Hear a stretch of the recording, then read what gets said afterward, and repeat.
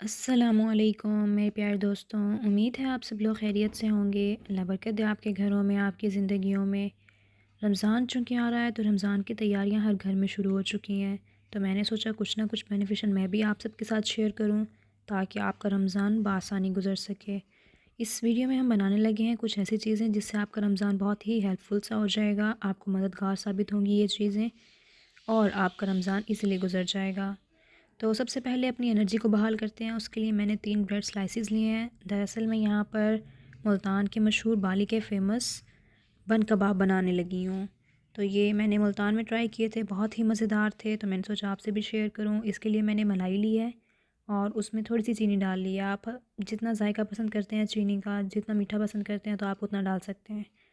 मुझे थोड़ा पसंद है तो मैंने इसमें थोड़ा डाला है। और चीनी डाल के अच्छे तरीके से मलाई को मिक्स कर लूँगी ताकि इसमें जितनी भी गुठलियाँ हैं वो सारी ख़त्म हो जाएं। फिर इसके बाद क्या करना है, बहुत आसान है बनाना और बनते भी बहुत मज़ेदार हैं। आपने बन लेना है। मैंने गोल वाले बन लिए हैं, आप कोई कोई भी ले सकते हैं। मैंने नॉर्मली गोल वाले बन लिए हैं।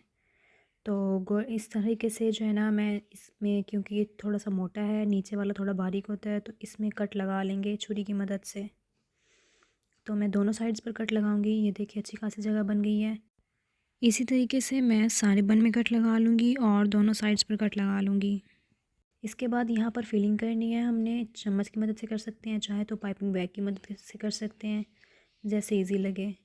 इसी तरीके से दूसरी साइड की फिलिंग कर लूँगी। ये बहुत ही मज़ेदार बनते हैं और बनाना भी बहुत आसान है। दोनों साइड की फिलिंग करनी है, इसको रख देना है और फिर जो नीचे वाला पीस है उसमें कट नहीं लगाने, उसके ऊपर ऐसे ही लगा लें। तो बहुत ही मज़ेदार सी इस तरह मलाई की 2 लेयर्स बन जाएंगी। ये बहुत अच्छे थे, बहुत मज़े के थे और एक ही खाकर जो है ना पेट फुल हो जाता है, तो एनर्जी बहाल हो जाती है। जैसे ख़वातीन हैं, अब रमज़ान की तैयारी करनी है, एनर्जी की ज़रूरत है, तो इससे एनर्जी बहाल हो जाएगी। सेम पैटर्न को फॉलो करते हुए बाकी बन भी बना लेने हैं।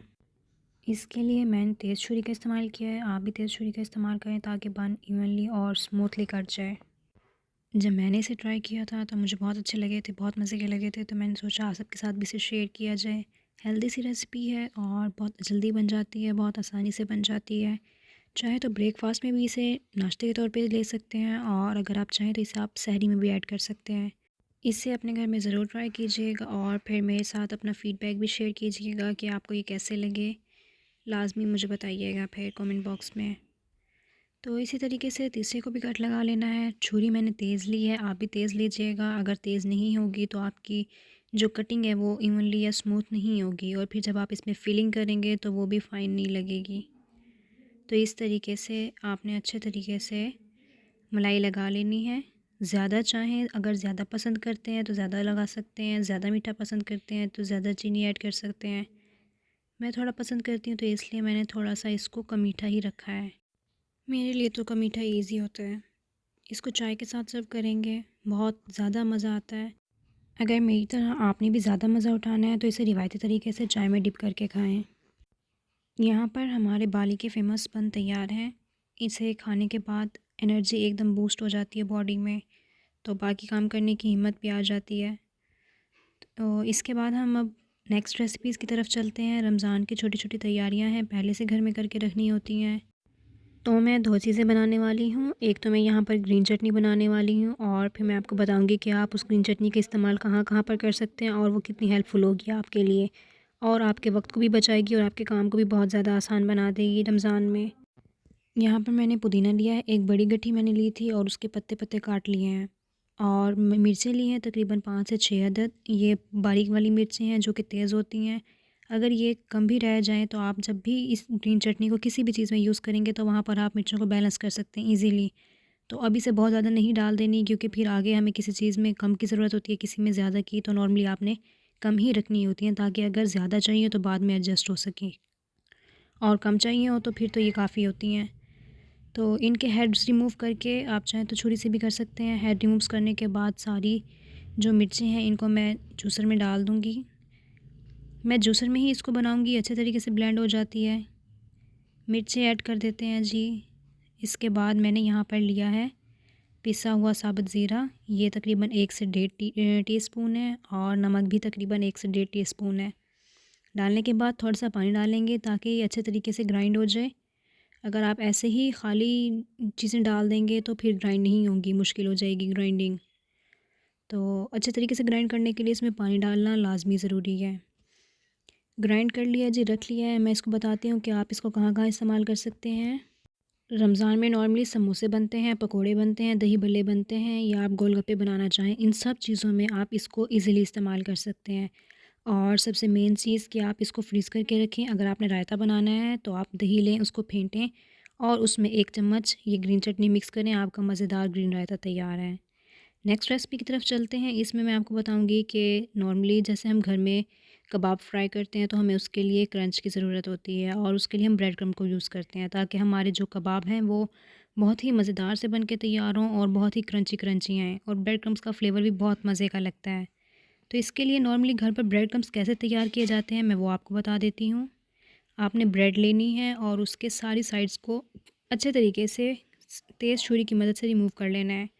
सिर्फ साइड्स को रिमूव करना है ब्रेड क्रम्ब्स बनाने के लिए। और जो ब्रेड है उसको आप किसी भी पर्पज़ के लिए इस्तेमाल कर सकते हैं।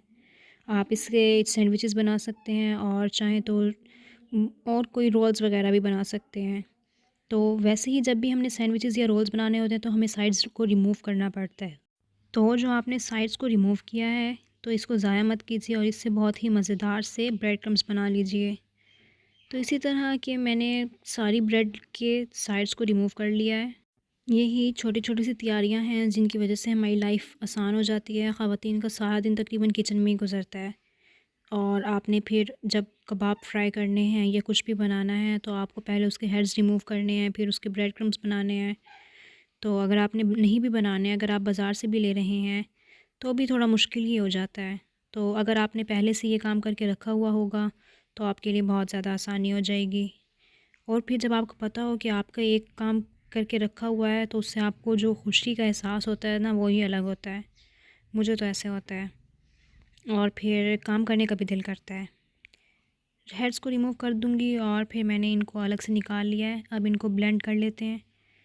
सारे जो है ना ये बड़े बड़े पीसेस हैं तो इसको छोटा करके डालना है ताकि अच्छे तरीके से ये मिक्सी में मिक्स हो जाएं। थोड़ा थोड़ा करके मैं इनको छोटे पीसेस में करके फिर डालूँगी। अच्छे तरीके से मिक्स करना है। और जब इसको ग्राइंड करने की कोशिश करते हैं तो ये एकदम से ग्राइंड नहीं होती, इसको थोड़ा सा हिलाना पड़ता है। आप इसको उठाकर जो है ना हिलाएं और फिर से इसको लगाएं ब्लेंडर पर, तो ये इजीली ब्लेंड हो जाते हैं।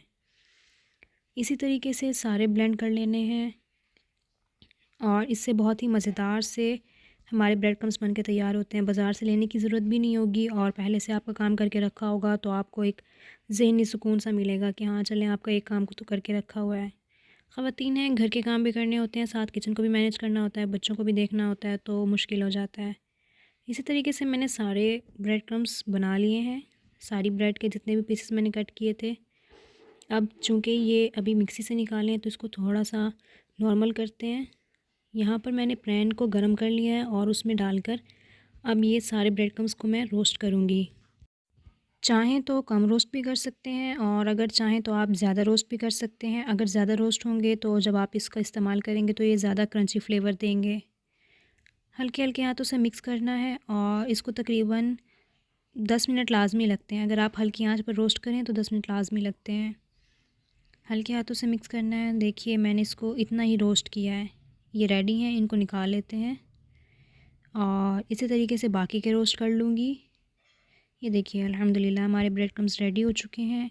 चूँकि ये गर्म है तो इसको ठंडा होने के लिए रख देते हैं। थोड़ा सा फैला लूँगी ताकि जल्दी से ठंडे हो जाएं। अब इसको इस्तेमाल कैसे करना है देखिए, पहले आपने जो भी कबाब वगैरह बनाए हुए हैं उसको अंडे में कोट करें और फिर उसको अपने ब्रेड क्रम्स में कोट करें। तो इसी टाइम ही देखने में इतने मज़ेदार लगते हैं कि दिल करता है कि आप इसको बस फ्राई ना करें, ऐसे ही खा जाएँ। तो इससे अलग से फ्लेवर भी आता है, बहुत ही मज़ेदार सा फ्लेवर आता है। इसी तरीके से अपने सारे कबाब जो भी आप इसमें कोट करना चाहें, अगर आप अपने कबाब कोट करना चाह रहे हैं या आप अपने रोल्स वगैरह को कोट करना चाह रहे हैं तो इजीली कर सकते हैं। तो बड़े बर्तन में आपने ब्रेड क्रम्स को हमेशा निकालना होता है ताकि कोटिंग इजीली हो सके। अगर आप इसको किसी छोटे बर्तन में निकालेंगे तो कोटिंग इस तरीके से इजीली और स्मूथ नहीं होगी। ये देखिए अल्हम्दुलिल्लाह हमारी आज की तकरीबन सारी रेसिपीज़ रेडी हो चुकी हैं। अगर आप चाहते हैं कि मैं आपसे मज़ीद इसी तरह की यूज़फुल टिप्स और रेसिपीज़ शेयर करूँ, तो आप मुझे कमेंट बॉक्स में लाज़मी मेंशन कीजिएगा कि मैं आपसे क्या टिप्स शेयर करूँ और कौन सी रेसिपीज़ शेयर करूँ जिससे आपका किचन में आसानी हो सके। इन छोटी-छोटी तैयारियों से मेरी लाइफ़ तो बहुत आसान हो गई है, होपफुली आपकी लाइफ़ भी बहुत आसान हो जाएगी इंशाल्लाह। अगर आपको रेसिपीज़ पसंद आई हों तो इसे अपने घर में ज़रूर ट्राई कीजिएगा और अपने फ्रेंड्स के साथ भी शेयर कीजिएगा। अगर आप चैनल पर नए हैं और चैनल को अभी तक सब्सक्राइब नहीं किया तो चैनल को सब्सक्राइब कर लीजिए। अपनी दुआओं में हमें याद रखिएगा। आप सबके लिए भी ढेर सारी दुआएं हैं। अगर आप मुझे फ़ेसबुक पर देख रहे हैं तो आप चैनल को फ़ॉलो कर लीजिए। अपनी दुआओं में याद रखिए। अल्लाह हाफ़िज़।